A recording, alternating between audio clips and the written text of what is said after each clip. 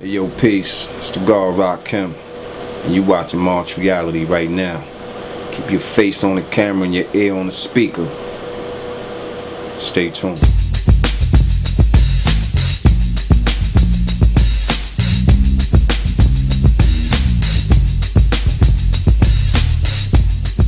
My story? Just love hip hop, man. Love the energy, like, performing and getting that energy, back from the crowd. And it fuels me up to, want to keep writing rhymes, man. But just love the art, man. And I think the combination of that and wanting to get a message out just fuels, my fire, man, and it keeps me going. Believe it or not, man, I was one of the kids that I don't want to say I didn't like school. Guess my attention span was short. But when I was young, I was ABC student, made the honor roll a couple times. But when I got in high school and I started reading a lot of literature, man, I kind of I used to cut class like any other young cat trying to get in hip hop world. But I don't want to make that a crutch. But and I was on both sides of the fence. I was a smart student. I ain't like going to school, you know what I mean? And I don't want to say that to encourage a young listener that it's okay if you like hip hop that you can miss school. I was the type of person that can ask the teacher a question and stop the whole class where we dealing with my question for the next 45 minutes, man. But and I contribute, I say 75-80% of what I do to schoolwork, man, because I kind of, once I realized I love rapping, I started going hard in English. I started going hard in science. I started going hard in social studies, you know what I mean, to get that extra, edge and what I felt would have helped me, man. But school, man, I definitely, like I said, didn't like going, but I was a, pretty smart student. Well, starting young, I had a job at a graphing printing place, man, you know what I mean? Worked there for a little while. Had a job in a delicatessen. And once my pops seen, that I like hustling and like money, and he understood that I had respect for money, you know what I mean? My mother and father wasn't rich. But at the same time, coming up, a little kid, I wanted all the color Adidas, I wanted all the mock necks, I wanted all the, the goose stamp coats. And I understood that, my mother and father was raising a family. They wasn't trying to buy, 20 pair of Adidas. And so, I would be smart and say, Mom, let me have, X amount of money so I can go put down on layaway. You know what I mean? And sure enough, but I was smart with it. I go put me a winter coat on layaway in the summertime. By the time school rolled around and it was cold, boom, fresh, and they couldn't understand what I was doing, how I was getting it, man. But love being fly, love getting paper. So my pops, man, after I worked for a couple years, my father got me my own little Frank stand. I was a young cat, man, in 10th grade with my own Frank stand on the corner. You know what I mean? So, just trying to, get in where I could fit in, man. But once I seen that this rap thing was something I loved, I started gravitating towards that. To be honest, I went and copped a Suzuki motorcycle, man. Word up, my boy took me down to the spot. I went and copped me a bike, jumped on it, rode it home. You know what I mean? And I tried to be smart, man, with my first check. You know what I mean? I bought my little motorcycle, but then I gave the rest of my peeps. I was 17, 18 years old. You know what I mean? So I just gave the rest to them, and they started me up, a little account. Then they went and got me an accountant, which was Burt Bedell, man. But try to be smart with it, but I had to floss a little bit, got a little bit of jury in the motorcycle, man. I think staying true to yourself, staying true to your craft, and understanding who you reaching for. You know what I mean? Like this rap thing, you gotta know, you know, who's the consumers and you know who you talking to, because the more you can relate to them, the more you on the same page as them, the more they feel they have something in common with you. You know what I mean? The more they can relate with you. So stay true to yourself and feel what the listeners is telling you. You know what I mean? Oh, I love books. It's crazy with me because I read so much literature where my main thing that I read is, you know, I deal with Islam. So I deal with, you know, with what the 5% call 120. That's my foundation. But from 120 stems everything, meaning when I read 120, I have to have a Bible, a Quran, and a Torah right next to me. So that right there covers 3 different, you know what I mean, cultures. And, you know, as far as just books to sharpen up on, man, you know, I read like a lot of, I don't want to say crazy books, but I read books like Science of the Mind, Back to Eden. I read books like Message to a Black Man, pseudo books, you know, whatever I can get my hands on. And the thing is the more that I read, the more places that it take me to, you know, explore other, you know, if it's a book or if I'm looking up a word in the Bible, then that takes me on another journey, you know what I mean? But, you know, I try to, you know, read as much as I can, man. Whatever out there that I feel can, you know, help me and help who I'm speaking to as well. That's a good question. I think if I was to write a book, I would call it What I Think You Should Know. Because I think that's my whole focus. You know what I mean? When it comes to this MCing thing, I love MCing, but in the back of my mind, I'm always, you know, giving subliminal messages or just, you know, a little bit of light inside the, you know, the rhyme, just so, you know, people can get a little more from it than just, you know, let's get drunk or, you know, let's wild out. You know what I mean? Every now and then I hope that there's a piece of the rhyme that they can take and use it for everyday life or use it to encourage them or whatever the case is, man. My biggest fear is death, man. At the end of the day, I love life so much, you know, and this is, you know, over. You know what I mean? It's gonna be, you know, it's gonna be something to miss, man. You know, like I said, man, life is so full of, you know, energy, man, and living it, and then knowing that, you know, we all got to go back to the essence, man. So, you know, I just want to be here for as long as I can, you know what I mean? But death and Allah is the only thing I fear. Who's God? I'm God. You God. We God. The message is we was put here and meant to be a little more involved with the cause than we are, you know what I mean? And I do songs like that indeed to show, you know, and prove that I'm God, but to show and prove that, you know, the Creator put us here, you know, to be gods, man, and to almost mimic Him. You know what I mean? You know what I mean? So it's like, you know, I think, like I said, you know, I always want to get, you know, that message across, and I feel if it's something that I feel is important that I'm supposed to get out there, you know, then that's what I do. That's why, you know, when you ask me, you know, if I was to write a book, I would call it, you know, What I Want You to Know. It's gratifying to me, man, that I can, you know, say something and people come up to me and say, yo, man, I dig what you said. I can relate with it or help me or whatever the case is. That's what keeps me going.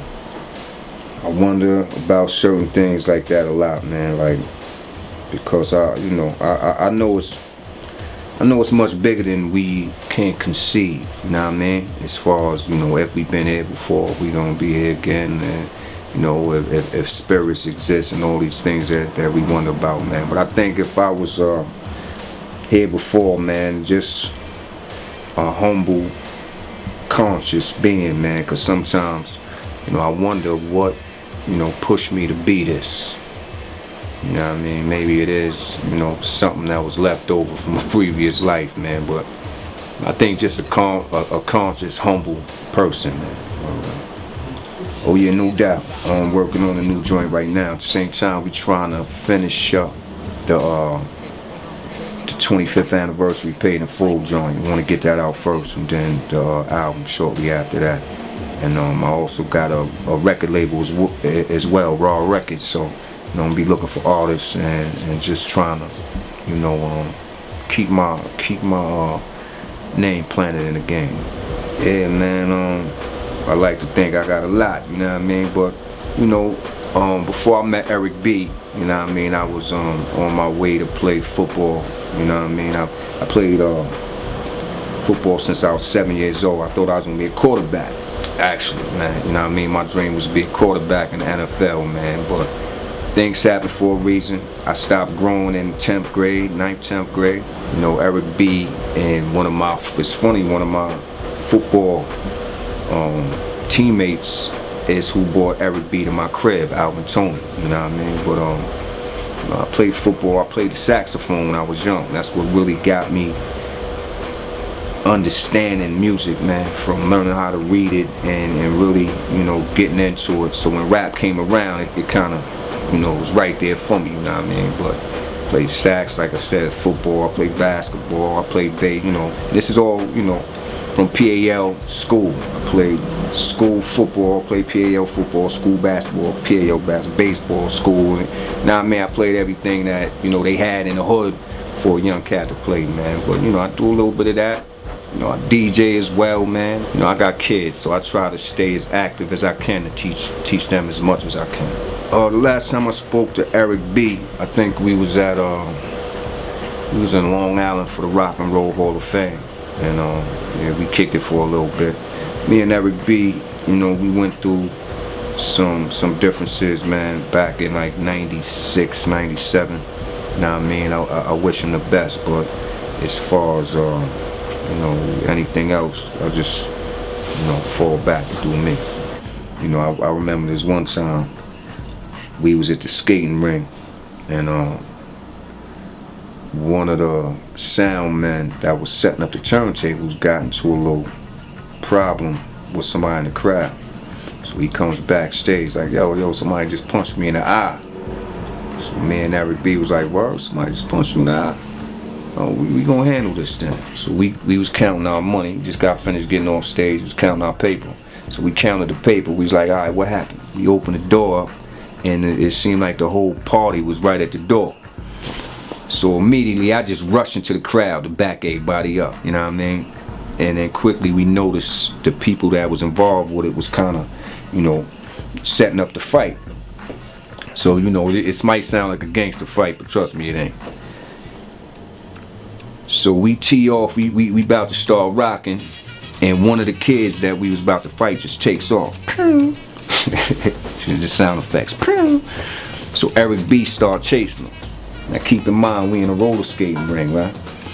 So Eric B is behind this cat, and the kid is just pulling away, and Eric B is reaching for him to the point where he almost about to fall. So Eric just give it all he got and reach out and grab the back of this dude's coat. It just so happened he had a sheepskin on. Now the sheepskins back in the day had like this pattern on the back of your coat where it was like a square. So when Eric B reached out and grabbed this dude's coat, the whole back square ripped off, and Eric B went sliding across the about 25 feet, man. Me, Eric B, his brother, and everybody else, we laughed at that for about 4 hours straight, man. I almost got arrested because I was teeing off on this one kid, but you know, that's a whole nother story, man. But to see my man Eric B, 6-something, 200-something pounds, sliding across the floor on the sheepskin coat, it was hilarious, man. So, and Eric, man, I know if you happen to jump on this, you might be mad for a second, but I know you're gonna bust out laughing as soon as you picture yourself sliding across the floor, kid. That's a good question, man. I'm gonna take it back to Melly Mel and Kumo D, Grandmaster Caz, because it's like them cats right there, and a lot of people may not know who I'm speaking on, but most of them do. When I was coming up, You know, that's the people that inspired me, taught me hip hop, and laid it down to a point where I kind of understood it and took it where I took it. You know what I mean? But I salute them brothers right there. After that, I'll leave those last two in the air, man. But you know, cause I love the game so much, man. I appreciate so many people for different things. You know, I understand that hip hop is so widespread right now, and the styles are so widespread that at this point, you know, it almost can't be one king. You know what I mean? There's so many different styles now, so you gotta kind of, you know, like I admire Busta Rhymes for the, you know what I mean? You know, that's, you know, then I admire people like, you know, Fabulous for keeping that New York vibe and just staying on some, you know what I mean? Admire cats like Jay-Z for putting it down and then also taking it to the next level with his business, you know what I mean? So it's like I'm such a fan of hip hop, man. I can't even, you know, say one or two, because I got a whole lot of other ones that I love giving props to, man. But I will pay homage to them brothers that introduced me to this and taught me well and allowed me to be here today. Oh, yeah, it's a bunch, man. From New York, you know, I'll say Fred the Godson. You know, I think he's somebody that needs to be heard more. He needs that plateau, so he can, you know, do what he do, because he do what he do well, man. I like that kid. And you know, there's so many, man. You know, you got Wale coming up strong. You got J. Cole, you know what I mean? A lot of cats coming up, you know what I mean? Brothers in the West Coast. I'm just like a fan, and I'm almost like a proud papa, watching everything blossom. So, you know, I just love to see it pop off, man. So, you know, big up to the people that truly love this craft, man, and represent it from the heart. You know, money gonna be there. Rep the trade first, man, and you know, people see that, and people that love it, as far as, you know, your fellow artists and, you know, the consumers as well, man, they'll see what it is and respect you for that. So keep rapping. Yeah. I kind of got an ear on his music before I went to the radio station, man, and you know, ASAP's an up and coming cat. We need more of that in the game, you know what I mean? Especially New York, man.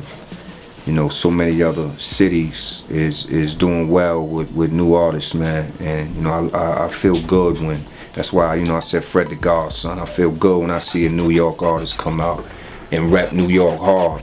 And you know, big up to ASAP, and keep doing what you're doing, man. Brothers like French Montana trying to, you know, rep New York hard and keep that gutter alive, man. You know what I mean? So, oh yeah, I had tattoos for a long time too. I'm just kind of laid back, like I don't always, you know, floss with them. But you know, this song, I'm back. I'm kind of tatted up. I got about 15 tats. 15 tats. What's in my pockets? You got a badge on? You good? You a warrant? Alright, let me show you what this is, man. Nah, man, let me show you, man. I got a little gum in my pocket, man. Got my do-rag, you know what I mean? Let me show you how I get down. I got some receipts. A couple cards. That's how your boy do, you know what I mean? That's how I go on stage, man. Just, you know, not knowing me, just try to be light, you know what I mean? You know, just do me. Just the way I represent it, man. Hopefully it could be you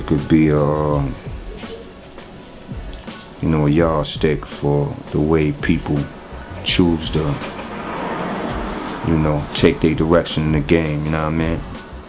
Like I said, it's a whole lot of different rap out there. I just hope mine, you know, stand the test of time, as they say.